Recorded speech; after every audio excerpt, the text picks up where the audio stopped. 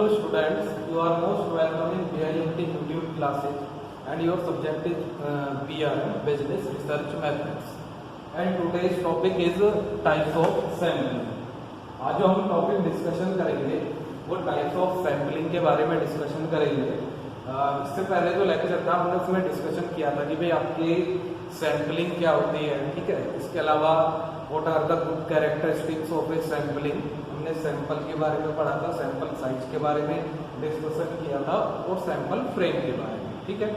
अब हम बात करते हैं कि भाई what are the types of sampling. जब हम सैम्पलिंग के टाइप्स की बात करते हैं तो आपके टू टाइप्स की सैम्पलिंग होती है। एक आपकी होती है प्रोबेबिलिटी सैम्पलिंग और दूसरी आपकी क्या होती है, नॉन प्रोबेबिलिटी सैम्पलिंग। अब हम सबसे पहले की बात करें आपकी प्रोबेबिलिटी सैम्पलिंग की, तो प्रोबेबिलिटी सैम्पलिंग क्या है, इसमें लिखा हुआ है कि probability sampling involves random selection allowing you to make strong statistical interference about the whole group. Probability sampling में क्या होता है कि यहाँ पर जो है हर किसी के पास चांस होते हैं, चांस होता है। जो आपकी प्रोबेबिलिटी सैम्पलिंग होती है हर किसी के पास चांस होता है सेलेक्ट होने के लिए, ठीक है। जिसमें हम क्या सिंपली या रैंडमली किसी को भी सेलेक्ट कर लेते हैं, ठीक है। नॉन प्रोबेबिलिटी में क्या होता है कि यहाँ पर क्या होता है कि हम अपने अकॉर्डिंग वहाँ पर देखते हैं कि भाई हमें किस तरीके से किस वे में जो है हमें सैंपल वहाँ पर अरेंज करके चलना है। तो सबसे पहले हम बात करेंगे, हम डिटेल में बात करेंगे प्रोबेबिलिटी सैम्पलिंग मेथड। इसमें लिखा हुआ है कि probability sampling means that every member of the population has a chance of being selected. तो मैंने आपको बताया वही इसमें लिखा हुआ है कि जो आपकी प्रोबेबिलिटी सैम्पलिंग होती है, ठीक है, उसमें क्या होता है कि जो भी आपका ईच मेंबर होता है वो एक चांस रखता है किसका, सिलेक्शन का। क्योंकि हम जो है बहुत सारे जो हमारे पास सैंपल होता है उसमें हम जो है किसी को भी रैंडमली वहां पर सेलेक्ट करके चलते हैं। तो इट मीन्स क्या है कि यहाँ पर हर किसी के पास चांसेस होता है टू बी सिलेक्शन या टू बी सेलेक्ट, ठीक है। अब हम आगे बात कर रहे हैं कि इसमें लिखा हुआ है कि there are 4 main types of probability sampling, ठीक है। यदि हम प्रोबेबिलिटी सैम्पलिंग की बात करते हैं तो उसके आपके नॉर्मली आपके 4 टाइप्स होते हैं। उन 4 टाइप्स में सबसे पहला जो टाइप्स होता है वो होता है आपका सिंपल रैंडम सैम्पलिंग, ठीक है।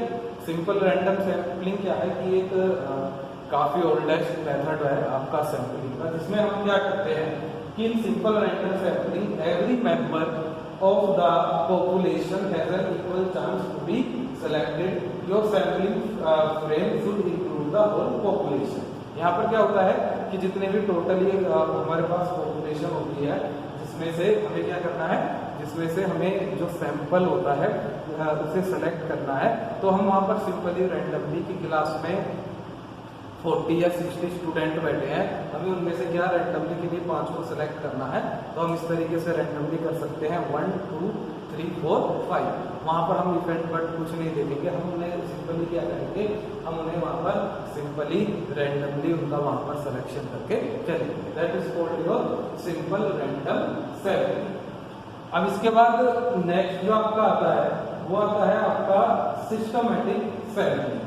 सिस्टमैटिक सैम्पलिंग क्या होता है, यदि हम इसकी बात करें it is just like random sampling, but यहाँ पर हम थोड़ा सा जो अपना हमारा प्रोसीजर होता है हम उसे थोड़ा सा वहां पर चेंज करके चलते हैं। कैसे, इसमें लिखा हुआ है कि systematic sampling is similar to simple random sampling but it is usually slightly easy to conduct. Every member of the population is listed with a number but instead of randomly generated number individuals are chosen as regular intervals। हम यहाँ पर क्या करते हैं, जैसे हमने कहा कि भाई 60 स्टूडेंट्स क्लास में बैठे हुए हैं, ठीक है। अब 60 स्टूडेंट्स में हमने सिंपल रैंडम सैम्पलिंग में क्या करा है कि जो 60 स्टूडेंट्स बैठे हुए हैं उसमें से हमने रैंडमली बच्चों को सेलेक्ट कर लिया है।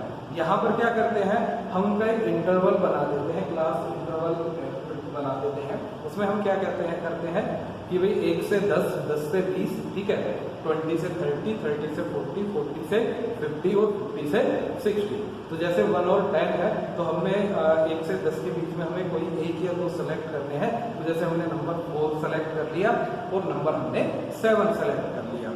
इसी तरीके से 20 और 30 के बीच में भी हमें सेलेक्ट करना है, तो हमने क्या करा 22 नंबर को सेलेक्ट कर लिया, 25 नंबर को सेलेक्ट कर लिया। जबकि सिंपल रैंडम सैंपलिंग में हम क्या करते थे, सिंपल जो रैंडम सैंपलिंग है उसमें हम सिंपल ये करते थे कि भाई हमने रैंडमली किसी 5 को वहां पर चूज कर लिया। तो दोनों में आपका ये डिफरेंस है, बट ये भी आपका सिंपल रैंडम सैंपलिंग की तरह काम करता है। नेक्स्ट आता है स्ट्रेटिफाइड सैंपलिंग। स्ट्रेटिफाइड सैंपलिंग क्या होती है, इसमें लिखा हुआ है कि भाई stratified sampling involves dividing the population into subpopulation that may differ in important way. It allows to draw more precise conclusion by ensuring that every subgroup is properly represented in the sample. यहाँ पर हम क्या करते हैं कि जो हमारे पास population होती है, जो हमारे पास जिसमें से हमें सैंपलिंग करनी है, हम उसे क्या करते हैं, हम उसे एक तरीके से डिवाइड कर देते हैं, ठीक है, ग्रुप्स वहां पर बना देते हैं, ये ग्रुप ये ग्रुप ये ग्रुप, ठीक है। अब उसमें जब हम ग्रुप बना लेते हैं कि जैसे एज ग्रुप अलग बना लिया, जेंडर वाला अलग बना लिया, ठीक है, इसके अलावा किसकी क्या इनकम है, क्या किसका प्रोफेशन है, तो उसके बिहाफ पर जो है हम क्या करते हैं, वहां पर लोगों को सैंपलिंग वहां पर करके चलते हैं। ग्रुप बन जाएगा, तो यहाँ पर एक साथ नहीं लेते, जो ग्रुप बना हुआ है उसमें भी क्या होते हैं, चांसेस होते हैं रैंडमली किसी भी सिलेक्शन होने के लिए।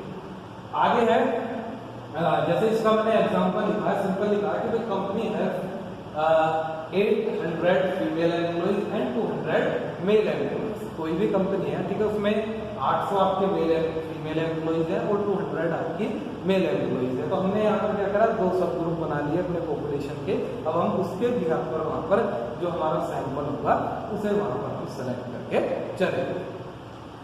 नेक्स्ट आता है आपका फोर्थ आता है आपका क्लस्टर सैंपलिंग। क्लस्टर सैंपलिंग क्या लिखा हुआ है, इसमें लिखा हुआ है कि cluster sampling also involves dividing the population into sub group but each group should have similar characteristics to the whole sample instead of sampling individual from each sub group you randomly select entire groups. यहाँ पर हम क्या करते हैं, divide करके चलते हैं, but जो सेम कैरेक्टरिस्टिक्स वाले इंडिविजुअल्स होते हैं उन्हें उनके हिसाब से उनका ग्रुपिंग हम करके चलते हैं, और उस पर्टिकुलर ग्रुपिंग में से हम जो भी सैंपल हमें लेना है हम उसे उस पर्टिकुलर सैंपल को चूज करते हैं, उस सैंपल को हम सेलेक्ट करके वहां पर चलते हैं। तो ये तो बात भी आपकी प्रोबेबिलिटी सैंपलिंग की। अब नेक्स्ट आपका आता है non probability sampling. Non probability sampling क्या होती है, इसमें लिखा हुआ है कि इन non-probability sampling, individuals are selected based on non-random criteria and not every individual has a chance of being included. हम यहाँ पर क्या करते हैं, जो आपकी नॉन प्रोबेबिलिटी सैंपलिंग होती है, यहाँ पर हम किसी भी इंडिविजुअल को रैंडमली सेलेक्ट नहीं करते और ना ही हर किसी इंडिविजुअल के पास एक तरीके से चांस होता है उसके सेलेक्ट होने का। वहां पर क्या था कि रैंडमली सेलेक्ट करते थे, तो हर इंडिविजुअल के पास एक अपना चांस था उस पर्टिकुलर सैंपल में सेलेक्ट होने का।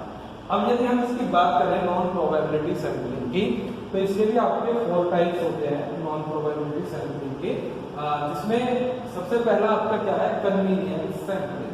कन्वीनियंस सैंपलिंग क्या होती है, इसमें लिखा हुआ कि convenience sample simply include the individuals who happen to be most accessible to the research. ठीक है, अब इसमें क्या होता है कि रिसर्चर के ऊपर डिपेंडेंट होता है कि उसके पास बहुत सारा सैंपल है, तो उसे उसमें से किन्हें चूज करना है, रैंडमली नहीं करेगा। यदि उसे लग रहा है कि भाई हाँ इसे मुझे चूज करना है, इसे चूज करना है या इसे चूज करना है, तो वो अपनी कन्वीनियंस के अकॉर्डिंग, ठीक है, और वो अपने उसके अकॉर्डिंग वहां पर उन्हें चूज करके चलेगा।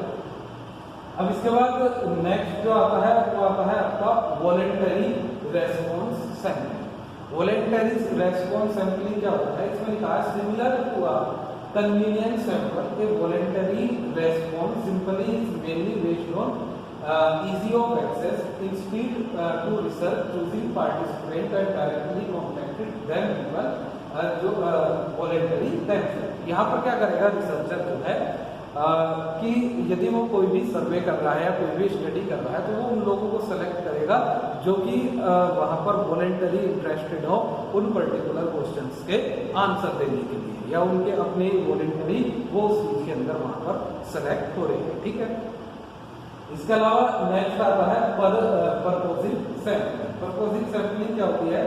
This type of sampling, also known as judgment sampling, involves the researcher using their expertise to select a sample that is most useful to the purpose of the researcher. यहाँ पर क्या होता है कि जो रिसर्चर होता है वो अपने एक्सपर्टाइज के बिहाफ पर सैंपल को चूज करेगा, उसके बाद अपना आगे का वो रिसर्च का प्रोसेस स्टार्ट करेगा। अब इसमें लास्ट वन है आपका स्नोबॉल सैंपलिंग। स्नोबॉल सैंपलिंग क्या होती है? इसे एक एग्जांपल से समझिए कि भाई हमें अपनी रिसर्च में ये फाइंड आउट करना है कि जैसे मैंने एक एग्जांपल में लिखा हुआ है कि यदि हम सिटी की बात करें तो उसमें ऐसे कितने लोग हैं जो होमलेस हैं, ठीक है, जिनके पास अपना घर नहीं है। तो ये किसी के लिए भी आसान नहीं होगा कि भाई 1 बाय 1 जाके चेक करो कि भाई कितने लोगों के पास घर है, कितने लोगों के पास घर नहीं है, होमलेस कितने लोगों के पास घर आपका नहीं है। तो हम यहाँ पर क्या करते हैं स्नोबॉल सैंपलिंग के अंदर, इसमें लिखा हुआ है you meet one person who agree to participate in research and she put you in contact with other homeless people that she note in the area. तो यहाँ पर क्या होता है कि आप किसी एक पर्टिकुलर ऐसे पर्सन से मिलते हो जो कि एग्रीड होता है आपके सर्वे के लिए किसी पर्टिकुलर एरिया का आप गए, तो उसने कहा कि भाई हाँ इस पर्टिकुलर कॉलोनी या इस पर्टिकुलर एरिया में 10 लोग होमलेस है, तो आपको वहां से उनका डेटा मिला। इसी तरीके से आप दूसरे एरिया में गए, वहां पर भी आपने सेलेक्ट किया कि भाई हाँ यहाँ पर जो है ये 5 लोग आपने सेलेक्ट किए, उन 5 ने अपने अपने एरियाज में आपको बताया कि भाई यहाँ पर इतने होमलेस पीपल है या इतने होमलेस पीपल आपका नहीं है। That is called your snowball sampling.